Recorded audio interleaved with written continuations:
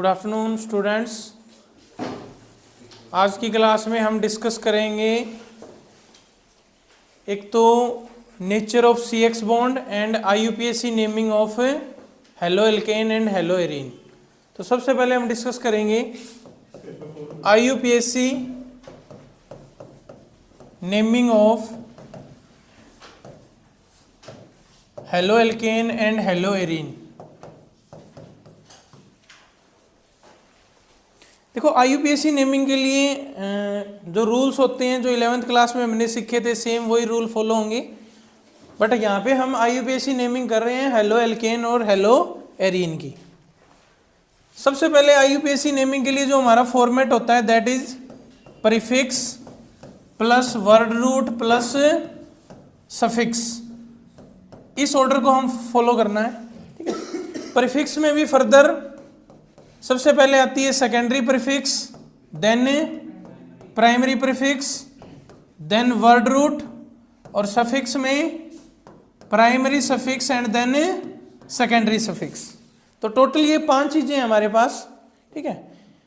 इनको आपको find out करना है मॉलिक्यूल के अंदर जो भी उसका स्ट्रक्चर रहेगा उसमें, और इनको इस फॉर्मेट के अकॉर्डिंग अरेंज करना है रूल को फॉलो करते हुए, ठीक है। तो ये फॉर्मेट आप ध्यान रखेंगे। अब हम एक एग्जांपल लेते हैं और उससे स्टार्ट करते हैं। जैसे आपको एक कंपाउंड दे रखा है CH3CH2 CHCl CH3। ये कंपाउंड दे रखा है आपको, इसका IUPAC नेम लिखना है। तो सबसे पहला जो रूल होता है हमारा वो होता है कि जो भी आपको कंपाउंड दे रखा है ना उसमें आपको मेन चेन जिसे पेरेंट चेन भी बोलते हैं, और वो एक लॉन्गेस्ट चेन रहेगी जिसमें कार्बन कॉन्टिन्यूसली जुड़े होंगे, उसे फाइंड आउट करना है। तो इसके अंदर जो लॉन्गेस्ट चेन दिख रही है वो ये स्ट्रेट चेन ही है, ठीक है। तो लॉन्गेस्ट चेन जो होगी पहले रूल के अकॉर्डिंग वो ये स्ट्रेट चेन होगी। सेकंड जो रूल है वो क्या है हमारा कि इस मेन चेन के अंदर, ठीक है, इस मेन चेन को क्या बोलते हैं हम, पेरेंट चेन। इस मेन चेन या पेरेंट चेन के अंदर जो भी सब्स्टिट्यूट लगे हुए हैं या कोई फंक्शनल ग्रुप है या डबल बॉन्ड है या ट्रिपल बॉन्ड है, उनको आपको फाइंड आउट करना है। और इस लॉन्गेस्ट चेन की नंबरिंग इस तरीके से करनी है कि जो सब्स्टिट्यूट डबल बॉन्ड या ट्रिपल बॉन्ड है या फंक्शनल ग्रुप है वो लोएस्ट पोजीशन पे आए। तो यहाँ पे इसमें हमें एक सब्स्टिट्यूट दिख रहा है दैट इज क्लोरो। अब अगर मैं नंबरिंग इधर से करता हूं तो क्लोरो कितने नंबर पे आएगा, 1 2 3, और इधर से करूं तो 2 पे। तो रूल है कि ये लोएस्ट नंबर पे आना चाहिए। तो इस कारण से हम इसकी नंबरिंग कहां से करेंगे, राइट से। कहां से करेंगे, राइट से। आगे बात सुनने।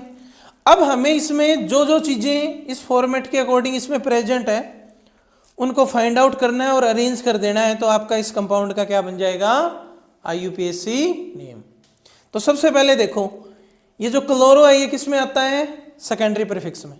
जितने भी हेलोजन है ना, फ्लोरीन क्लोरीन ब्रोमीन आयोडीन, ये किस में आएंगे, सेकेंडरी प्रीफिक्स में। इसके अलावा मेन चेन के अलावा कोई कार्बन चेन आ जाए CH3 C2H5 तो ये भी किस में आएंगे, सेकेंडरी प्रीफिक्स में।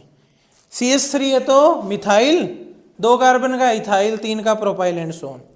NO2 ग्रुप आ जाए नाइट्रो, वो भी किस में आता है, सेकेंडरी प्रीफिक्स। आगे बात सुन में। प्राइमरी प्रीफिक्स क्या होती है, अगर किसी कंपाउंड में रिंग हो, क्या हो, रिंग, तो रिंग के लिए हम यूज करते हैं साइक्लो, और cyclo is a primary prefix. इसके बाद नेक्स्ट वर्ड रूट क्या होगा, जो हमने मेन चेन डिसाइड करी है that is called parent chain. Parent chain में जितने कार्बन होंगे वो क्या डिसाइड करेंगे, वर्ड रूट। 1 कार्बन है मेन चेन में तो मेथ, 2 है तो इथ, 3 है प्रोप, 4 के लिए ब्यूट, 5 के लिए पेंट, 6 के लिए हेक्स, 7 के लिए hept and so on. Clear. इसके बाद प्राइमरी सफिक्स क्या होती है, कार्बन कार्बन में कैसी बॉन्डिंग है। अगर कार्बन कार्बन में सारे सिंगल बॉन्ड है तो उसके लिए प्राइमरी सफिक्स क्या रहेगी, एन। कार्बन कार्बन में डबल बॉन्ड है तो इन, और ट्रिपल बॉन्ड है तो आइन। और लास्ट आपका सेकेंडरी सफिक्स जो फंक्शनल ग्रुप होता है वो इस चैप्टर में आपको देखने को नहीं मिलेगा, वो आगे alcohol, phenol, aldehyde, ketone, amine वहां पे दिखेगा। ठीक है, जैसे एल्कोहल में क्या आ जाता है फंक्शनल ग्रुप OH, एल्डिहाइड में CHO, कार्बोक्सिलिक एसिड में COH। क्लियर? तो अभी इस कंपाउंड का नाम क्या बनेगा देखो, 2 नंबर पे आपकी प्रीफिक्स बनी है, तो क्लोरीन के लिए जो प्रीफिक्स होती है दैट इज क्लोरो, तो इसका नाम बन गया 2-क्लोरो, 2-क्लोरो। फिर रिंग तो है नहीं तो प्राइमरी सफिक्स तो आएगी नहीं, ये स्किप करो। वर्ड रूट ये जरूर रहेगी, ये दोनों चीजें हर कंपाउंड में मिलेगी आपको, ये 3 आपको मिल भी सकती है और ना भी मिले, बट ये वर्ड रूट और प्राइमरी सफिक्स तो रहेगी ही रहेगी। तो वर्ड रूट क्या होगी इसकी, मेन चेन में कितने कार्बन है 4 के लिए क्या आएगी ब्यूट, और सारे बॉन्ड कैसे हैं सिंगल, तो उसके लिए प्राइमरी सफिक्स एन, तो इस कंपाउंड का नाम बन गया 2-क्लोरोब्यूटेन। क्लियर? सिंपल। नेक्स्ट एक और करते हैं ट्राई।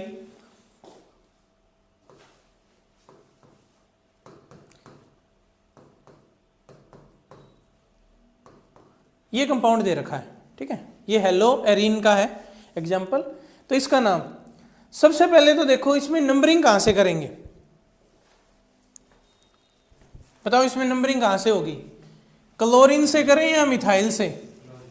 क्लोरीन से। क्यों? क्योंकि जब एक से ज्यादा सब्स्टिट्यूट आ जाए ना तो जो अल्फाबेटिकली पहले आ रहा है उसको ज्यादा प्रेफरेंस। ठीक है, तो 1 2 3, ठीक है ना, तो इसका नाम हो गया 1-क्लोरो। अब इनको अरेंज भी ऐसे ही करना है, एक से ज्यादा प्रीफिक्स आ जाए तो अल्फाबेटिकल ऑर्डर में, तो जो ABCD में पहले आएगा उसका नाम पहले, तो 1-क्लोरो, 3 मिथाइल, और ये किस पे जुड़ रहे हैं बेंजीन। क्लियर? चलो इस कंपाउंड का नाम ट्राई करेंगे सारे।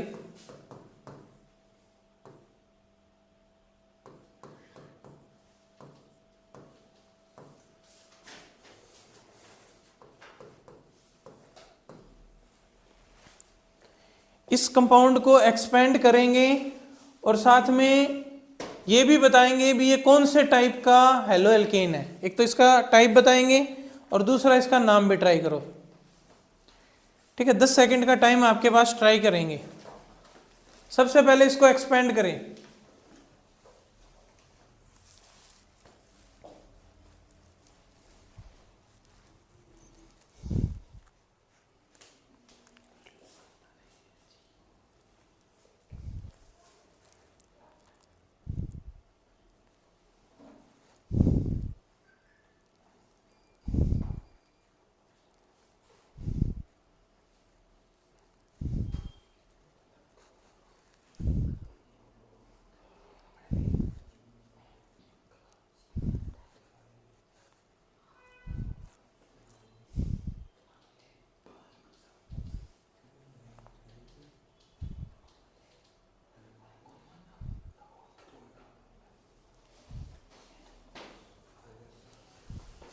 हाँ जी, हो गया।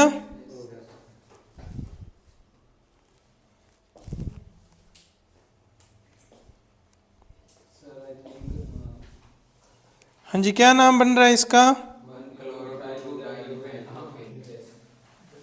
इसको एक्सपेंड करें तो CH3, इस कार्बन से 2 क्या जुड़ रखे हैं मिथाइल, अगला आपका CH2Cl, ऐसा ही है। इसको एक्सपेंड करोगे तो ये कंपाउंड एक्चुअल में ऐसा है। तो सबसे पहले तो ये बताओ ये प्राइमरी, सेकेंडरी, टर्सरी कैसा है? प्राइमरी। देखो आपको वही कार्बन देखना है जिससे हेलोजन जुड़ रहा है, तो जिस कार्बन से हेलोजन जुड़ रहा है अगर वो एक कार्बन चेन से है तो दैट इज प्राइमरी।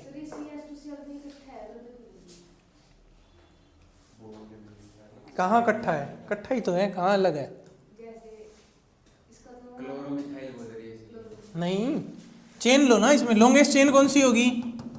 ये वाली होगी, ठीक है ना। वो तो अगर चेन से अलग आ जाए तो लेना है आपको, अभी तो चेन के अंदर ही आ रहा है ये मेन चेन में कार्बन, तो ये आपकी लॉन्गेस्ट चेन होगी।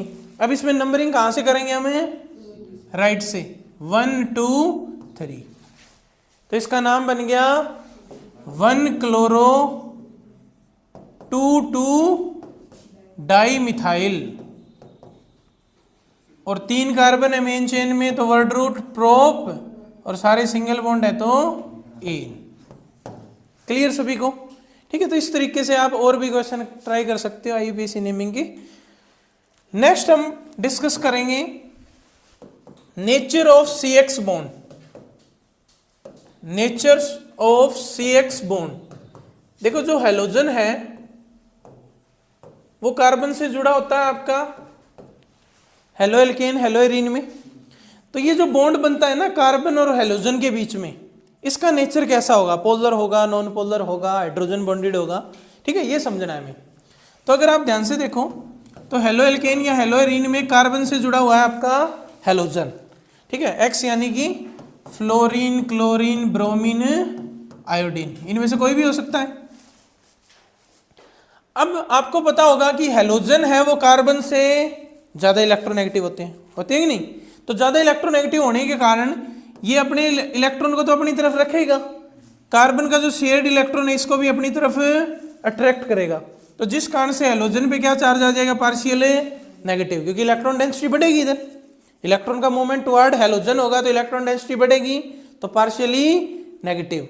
और ये इलेक्ट्रॉन एक तरह से डोनर बन गया, इलेक्ट्रॉन लूज करने वाला, तो ये पार्शियली पॉजिटिव। आगे बात सुनने। और किसी मॉलिक्यूल में अगर दो एटमों के बीच में इलेक्ट्रॉनेगेटिविटी डिफरेंस है और उन पे ये पार्शियल चार्ज आ रहे हैं, मतलब वो कैसा हो गया? Polar molecule. कैसा मॉलिक्यूल हो गया? पोलर। तो ध्यान रखना, हेलो एल्केन है वो नेचर में कैसे हैं? पोलर। कैसे हैं? पोलर। आगे बात सुननी। अब पोलर जो मॉलिक्यूल होते हैं उनका होता है डाइपोल मोमेंट। क्या होता है? Dipole moment. 11th में पढ़ा होगा केमिकल बॉन्डिंग में। ठीक है, डाइपोल मोमेंट है, इसको डिनोट करते हैं म्यू से। किससे? और ये निकलता कैसे है? ये निकलता है जो भी इनके ऊपर चार्ज आया है ना, ठीक है ना, पार्शियल चार्ज जो भी आया है, क्योंकि जितना यहाँ नेगेटिव आएगा उतना ही पॉजिटिव, तो उसका मैग्नीट्यूड लेना है। तो जो भी पार्शियल चार्ज आया है वो चार्ज क्या हो इनटू में इन दोनों के बीच की बॉन्ड लेंथ, इन दोनों एटमों के बीच की बॉन्ड लेंथ, जिसे आप डिस्टेंस d बोल दो। इस बॉन्ड लेंथ को क्या बोलेंगे? Distance d।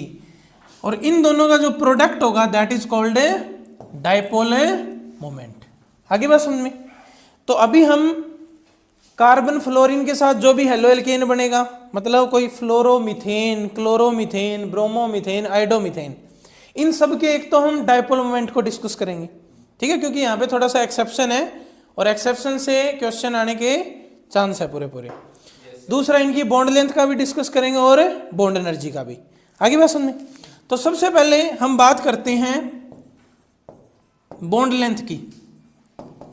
तो जो बॉन्ड लेंथ का ऑर्डर होगा वो क्या होगा? देखो, इसका जो फ्लोरीन का आपका हेलो एल्केन होगा दैट इज फ्लोरोमीथेन। एक्स की जगह क्या ले लिया हमने? फ्लोरीन। और कार्बन चेन में ले लिया हमने CH3, तो दिस इज फ्लोरोमीथेन। क्लोरीन का क्या हो जाएगा? क्लोरोमीथेन। ब्रोमीन के कोरस्पॉन्डिंग ब्रोमोमीथेन एंड आयोडोमीथेन, ऐसे ही होगा। अब मुझे ये बताओ कि बॉन्ड लेंथ के ऑर्डर की बात कर रहे हैं। बॉन्ड लेंथ यानी कि इस कार्बन और फ्लोरीन के बीच की जो बॉन्ड है उसकी लेंथ, तो वो सबसे ज्यादा किसकी होगी? आयोडीन की, क्योंकि आयोडीन का साइज बड़ा होता है, तो जितना ज्यादा साइज उतना दूर रहेगा उतनी ज्यादा बॉन्ड लेंथ। तो बॉन्ड लेंथ का जो ऑर्डर होगा वो इंक्रीजिंग ऑर्डर हो जाएगा, सबसे ज्यादा आयोडीन की, उससे कम ब्रोमीन, क्लोरीन, देन फ्लोरीन। आगे बात सुनने। दूसरा ऑर्डर पढ़ना है हमें बॉन्ड एनर्जी का। किसका? Bond energy. देखो बॉन्ड एनर्जी क्या होती है कि एक मोल बॉन्ड को ब्रेक करने के लिए जितनी एनर्जी चाहिए। तो मुझे ये बताओ, जहां पे बॉन्ड लेंथ ज्यादा है वहां वो बॉन्ड जल्दी टूटेगा कि जहां बॉन्ड लेंथ कम है वो बॉन्ड ज्यादा है? ठीक है ना, जहां बॉन्ड लेंथ ज्यादा है तो एटम दूर दूर है, तो कम एनर्जी से ही उनका बॉन्ड ब्रेक हो जाएगा।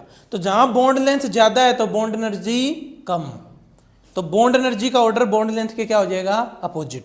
तो सबसे ज्यादा बॉन्ड एनर्जी हो जाएगी फ्लोरोमीथेन में, देन क्लोरोमीथेन, देन ब्रोमोमीथेन, और सबसे कम आयोडोमीथेन। ये बात समझ आ गई? तो ये तो सीधे सीधे सिंपल से ऑर्डर है।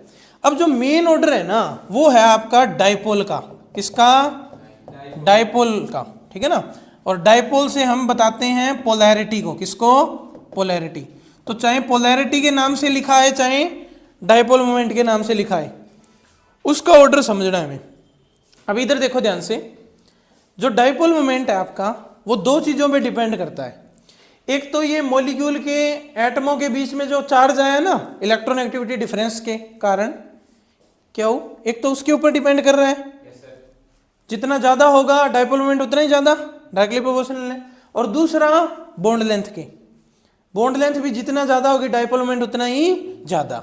अब ध्यान से देखो, फ्लोरीन है वो सबसे ज्यादा इलेक्ट्रोनेगेटिव है, तो ये इलेक्ट्रॉन को अपनी तरफ ज्यादा अट्रैक्ट करेगा, और जितना ज्यादा अट्रैक्ट करेगा चार्ज उतना ही ज्यादा आएगा।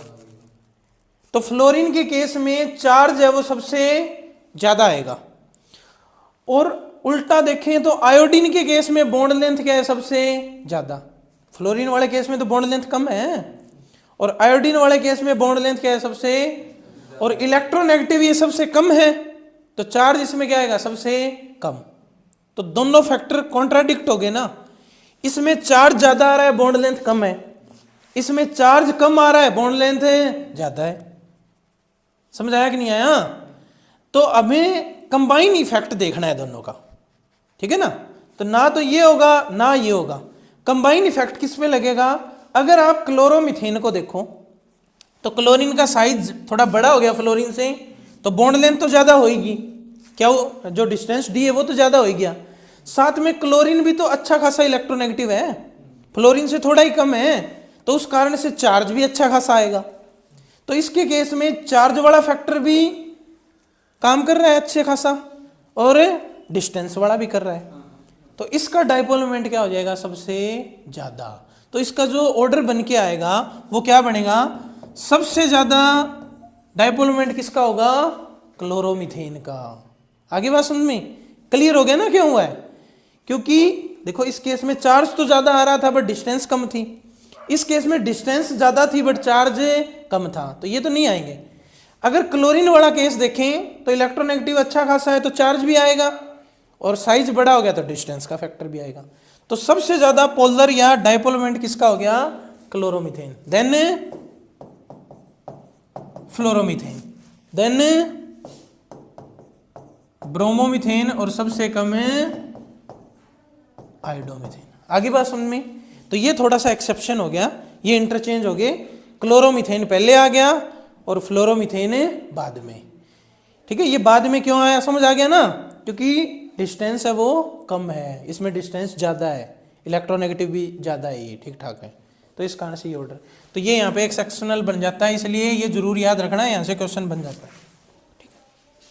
क्लियर सभी को? तो ये था आपका नेचर ऑफ CX बॉन्ड।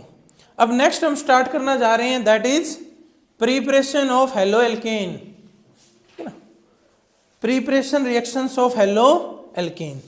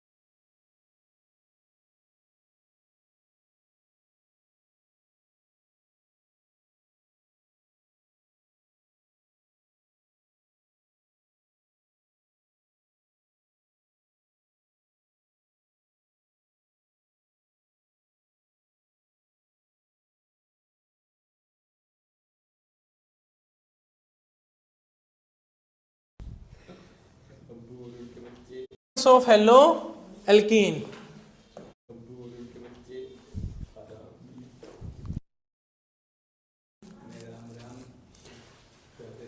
तो नेक्स्ट है अपना preparation reactions of hello alkene.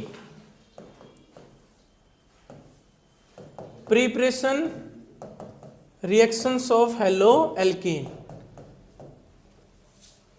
Halo alkane है वो हम कैसे कैसे बना सकते हैं, किन किन रिएक्शनों से या किन किन सब्सटेंसेस से बना सकते हैं। तो सबसे पहला है फ्रॉम एल्कोहल्स। एल्कोहल्स का यूज करके हम हेलोएल्कीन बना सकते हैं। इसमें सबसे पहली रिएक्शन है एल्कोहल की, आप रिएक्शन कराओ। एल्कोहल होता है ROH, किसी कार्बन चेन से क्या लग जाए, हाइड्रोक्सी ग्रुप OH, तो दैट इज एल्कोहल। एल्कोहल है, इसकी रिएक्शन करानी है हमें हेलोजन एसिड के साथ। किसके साथ है, हेलोजन एसिड। हेलोजन एसिड में आगे आपके HCl, HBr, HI, ठीक है। अब ये रिएक्शन होती है in presence of anhydrous ZnCl2, ठीक है। एनहाइड्रस मतलब ड्राई, विदाउट मॉइस्चर वाटर, और कंसंट्रेटेड हाइड्रोक्लोरिक एसिड लेंगे HCl। तो इसमें होगा क्या, सिंपल है बिल्कुल। यहां से ये बॉन्ड क्लीवेज होगा, यहां से आएगा OH और यहां से आएगा H, क्या निकल गया, वाटर। और इस वैलेंसी पे कौन आके जुड़ जाएगा, हेलोजन, क्लोरीन। तो क्या बन गया आपका RCl, ठीक है ना, एल्काइल क्लोराइड, और साथ में water as a by product. आगे बात समझ में। अब ये जो एल्काइल क्लोराइड बनता है ना, ये बनता है हमारा व्हाइट प्रेसिपिटेट। कैसा बनता है, व्हाइट प्रेसिपिटेट, ठीक है। व्हाइट कलर का एक इनसॉल्युबल सब्सटेंस बनता दिखेगा, and that is halo alkane, alkyl chloride. अब ये जो रिएक्शन है ना, ये इंपॉर्टेंट है। अगला जो चैप्टर है ना हमारा, यही अल्कोहल फिनोल ईथर, तो उसमें ये अल्कोहल के लिए ना टेस्ट होता है, ये रिएक्शन से, ठीक है। इस रिएक्शन को बोलते हैं हम लुकास टेस्ट। क्या बोलते हैं, हाँ, हमारे पास जैसे primary secondary tertiary alkyl halide है, सेम ऐसे ही प्राइमरी सेकेंडरी टर्सरी अल्कोहल होते हैं। तो प्राइमरी सेकेंडरी टर्सरी अल्कोहल को डिफ्रेंशिएट करने के लिए इस रिएक्शन का यूज करते हैं हम, लुकास टेस्ट का। होता क्या है कि प्राइमरी अल्कोहल के साथ ये रिएक्शन करने में इनफाइनाइट टाइम लेता है, मतलब रिएक्शन चलती जाती है। सेकेंडरी अल्कोहल में ये 5 से 10 मिनट में ये प्रोडक्ट बना देता है, और टर्सरी अल्कोहल में इमीडिएट बना देता है। तो उससे हमें पता चल जाता है कौन सा अल्कोहल प्राइमरी है, कौन सा सेकेंडरी, कौन सा टर्सरी। क्लियर। बाकी यहाँ पे हम एज ए प्रिपरेशन इसको यूज कर रहे हैं। सेकंड, अगर आप HBr ले लो तो क्या मिल जाएगा आपको, एल्काइल ब्रोमाइड। सेम यहाँ से H और OH मिलके वाटर निकाल देंगे, तो आपको मिलेगा RBr, that is alkyl bromide. Simple, ठीक है। OH की जगह Br आ गया। सेम ऐसे ही इसकी रिएक्शन अगर मैं करा दूं किसके साथ है, HI, किसके साथ है, HI, हाइड्रोजन आयोडाइड के साथ। अब इसको ध्यान से समझना। अच्छा, ये रिएक्शन होती है कंसंट्रेटेड H2SO4 की प्रेजेंस में। किसके, कंसंट्रेटेड एसिड की प्रेजेंस में। तो अगर HI की रिएक्शन एल्कोहल से मैं कंसंट्रेटेड H2SO4 की प्रेजेंस में करा रहा हूं ना, तो सेम यही बनेगा, एल्काइल आयोडाइड, वाटर निकल गया, और क्या बन गया, RI, alkyl iodide, simple. But अगर मैंने HI के साथ ले लिया रेड फास्फोरस, क्या ले लिया, रेड फास्फोरस, तो ध्यान रखना HI के साथ रेड फास्फोरस है, ये बनता है एक स्ट्रॉन्ग रिड्यूसिंग एजेंट। क्या बन जाता है, स्ट्रॉन्ग रिड्यूसिंग एजेंट। और ये फिर इस अल्कोहल का क्या कर देगा, रिडक्शन। क्या कर देगा, और इसका रिडक्शन करके बना देगा एल्कीन। देखो कैसे बनेगा, ये 2 HI लेने हैं आपको। कितने लेने हैं, देखो 2 HI में जो आयोडाइड आयन है ना, वो खुद का करवा लेगा ऑक्सीडेशन, क्योंकि जो रिड्यूसिंग एजेंट होता है वो खुद का क्या करवाता है, ऑक्सीडेशन। जो रिड्यूसिंग एजेंट होता है वो खुद का करवाएगा ऑक्सीडेशन। तो यहाँ आयोडाइड आयन खुद का ऑक्सीडेशन करवा लेंगे, किसमें, आयोडीन में, ठीक है ना। अब ये जो हाइड्रोजन है ये इसके साथ जुड़ के, देखो इधर ध्यान से, 2 हाइड्रोजन और 1 ऑक्सीजन, ये मिलके क्या बना दे, एक H2O। और ये जो कार्बन चेन बच गई R, इसके साथ ये H जुड़ जाएगा, और 2 आयोडाइड है वो आयोडीन में ऑक्सीडाइज होगी। तो फाइनली क्या बन गया, RaH, दैट इज एल्कीन। ठीक है, अभी इसका एक एग्जांपल दे देते हैं, उससे बिल्कुल क्लियर हो जाएगा। बट ध्यान रखना, अगर HI के साथ कंसंट्रेटेड H2SO4 है तो बनाना है एल्काइल आयोडाइड, और अगर रेड फास्फोरस है तो ये एक रिड्यूसिंग एजेंट बन गया, और फिर कर देना इसका रिडक्शन टू एल्केन। आगे बात समझ में। अब इसका एक एग्जांपल और देख लो। जैसे मैंने दिया आपको CH3CH2OH इथेनॉल दिया है, इस इथेनॉल की साथ मैंने दे दिया 2HI विद रेड फास्फोरस। तो सबसे पहले तो रेड फास्फोरस है, इसका मतलब हाँ रिडक्शन करेगा ये अल्कोहल की। तो यहां से आपको निकालना था O और H2O, और आयोडाइड आयन है वो किस में हो जाएगा, आयोडाइड में। तो ये तो बन गया I2 प्लस में H2O, ये तो सेम ही रहेगा बाई प्रोडक्ट। अब ये बन गया CH3CH3, इथेन बन गया। क्या बन गया, इथेन। CH3CH3 जितने कार्बन का एल्कोहल था ना उतने कार्बन का एल्केन, दैट इज इथेन। आगे बात समझ में क्लियर। तो सबसे पहली रिएक्शन थी हमारी एल्कोहल की हाइड्रोजन एसिड के साथ, जिसमें HI, HBr और HCl। अच्छा, HF से रिएक्शन नहीं करवाई हमने। क्यों नहीं करवाई HF से? वही रीजन, फ्लोरीन है उसका साइज बहुत ही कम है, तो ये बॉन्ड तोड़ना बहुत ही मुश्किल है। इस कारण से HF रिएक्ट नहीं करेगा, HCl, HBr और HI करेगा। क्लियर। नेक्स्ट आपकी